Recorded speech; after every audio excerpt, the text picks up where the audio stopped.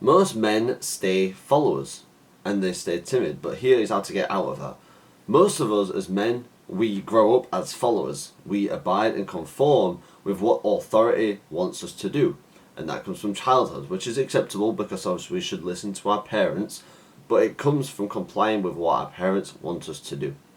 And then when we get into school, it moves into the teachers. We do what the teachers want us to do. So we are made to be followers of either the law, we're made to be followers of commands by authority figures. And it takes a specific type of training to become a leader out and getting out of that sort of stage of a follower and becoming into a leader. It takes courage in stepping out of your comfort zone for a start, but it's also developing certain traits. For you to become a leader, you need to have influence, specifically influence, and again, vision. Them two are some of the most important sort of pillars of leadership: influence and vision. If you can influence even one person, never mind a group, just one extra person, you have become a leader of that person. That person is looking to you for guidance, for steps, for advice, for motivation, all this kind of stuff. Once you lead one person, you have now become a leader and you've stepped out of that follower stage. You've stepped out of that consumer stage, which is something I'm going to get into in a second. But guiding just one person, coaching one person in a skill that you have and they don't, will train you to become a leader. I don't know how to, let's say for example, something I do know how to do, martial arts, Muay Thai. I know how to train Muay Thai. If I get a friend, I could be a follower, I could listen to everything the coach says, which is obviously what you should be doing.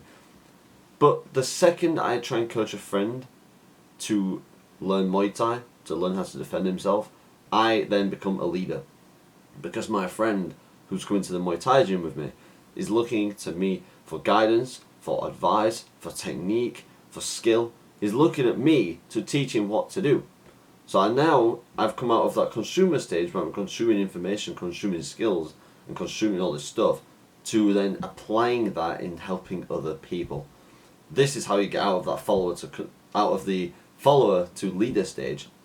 I want you to pick one person, pick one skill that you have, one knowledge point. It could be your faith, and you might have a friend who's a non-believer. It could be martial art, you could be a boxer, you could know how to box, and you've got a friend who doesn't know how to box. It could be you could know how to play piano. You could be a business owner. You could be a sales rep.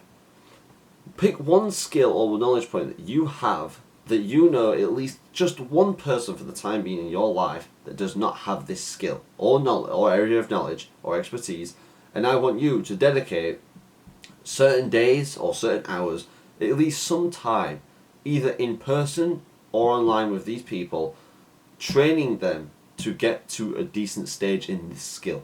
If they want to, of course. If they're not bothered about boxing, don't teach them how to box. But if find another friend who's interested in boxing. Ask around. You say, I'm doing one-to-one tuition. Something like this, even if you both go to the gym together and you just train together, you spar, you train, you do some pad work, that is still going to train them. And you are going to step into that role of a leader. And before I get onto the point of vision, something I want to acknowledge is that of consumerism. In the modern day, people I speak to, I've spoken to quite a few prospects and quite a few people on calls that I've been on with, they're scared to upload content. They're scared to put ideas out there. But I'll see on Instagram, active now, active now, active now. So while I'm out there producing content and outreaching to people and doing work that's going to monetize my business, it's going to help me make some money using social media, these people are out just scrolling Instagram reels all day. So you need to step out of the stage of being a consumer and step into being a creator. Do not consume information all day. Don't just accept things given to you. You can obviously consume things. You should be consuming knowledge, not just brain rot. You should be consuming knowledge, and then you can apply that knowledge to your life. And then once you've applied that knowledge to your life to the point where you've developed a skill, and to the point where you've now learned something where you can then become the producer. You can be the person who's gone from consuming that knowledge, applying it to your life. You have stories to tell, you have experiences to tell, and then you can become the producer, like I have. So again, don't get disheartened because you're a consumer, because you're just brainwashed into this. You know, your dopamine's completely down the drain, and, or I should say through the roof actually, it's completely through the roof, and you can't focus on something that's difficult and meaningful because you're spending all day on TikTok, YouTube Shorts, and Instagram Reels. So you want to stop being a consumer, start picking some information, start picking a skill, or even an interest, anything you're interested in, that you can get good at, and then you can train other people to do it. Step out of consumerism and become a producer. You have at least some knowledge that I don't have. A 13-year-old has knowledge on something I don't have. An 80-year-old has knowledge on something I don't have. We can all learn something from someone. So pick something that you're good at, pick something that you care about, pick something that you're knowledgeable on, and start just making content. Daily content, and then think of a way how you can monetize that. That is how you start to become a content creator, and that's how you start to make money using social media. But that's one point out of the way. Next is vision. People follow you when you have a vision and a mission to work towards. This is especially relevant if you have a team. If you are a leader, if you are a managing director within a company or within a certain team, whether that's a football team, a sport, just any kind of sports team, you are the leader of this group. You expect to have a vision. You need to have a vision. You need to have goals for you and the team to work towards. If people are looking at you as the captain of this football team, or for example, and you don't actually care, you don't have a vision, you're not motivated to succeed, you're not going to motivate the team. As a leader, you have responsibility, and you need to have a sort of goal in mind that you want to achieve for the team. You should have a vision of where you want to be in your company. You should be able to sort of galvanize these people and assist them in working towards this goal. Now that comes into being an effective leader, because if people don't buy into you, they're not going to buy into the mission. So they need to buy into you first, which is where influence comes in from the first point I made.